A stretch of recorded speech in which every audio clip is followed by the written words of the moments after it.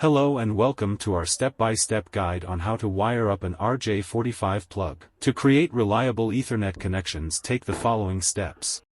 Step 1. Gather the materials. A crimping tool, a cutting pliers, a cutter or a wire stripper, a cable with the desired length, and an rj45 plug. Step 2. Strip the cable. Using the cutter, carefully strip about 1.5 inches, 3.8 centimeters, of the outer insulation. Remove the ground cable if you are using an unshielded rj45 plug. Remove the foil shielding.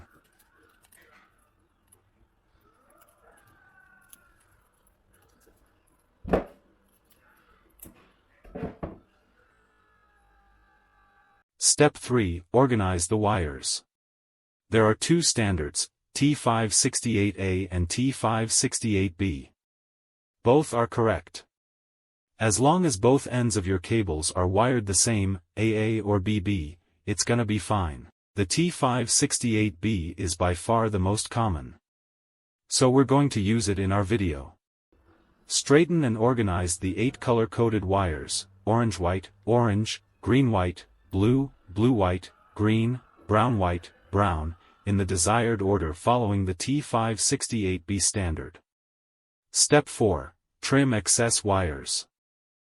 Trim any excess length from the wires to ensure they're even and will fit into the rj45 plug. Step 5. Insert the wires into the rj45 plug. Carefully insert the wires into the rj45 plug in the correct order, making sure each wire goes into its respective slot.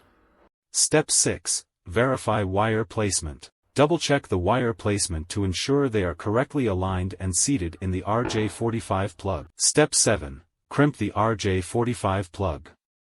Using the crimping tool, firmly crimp the rj45 plug to secure the wires in place.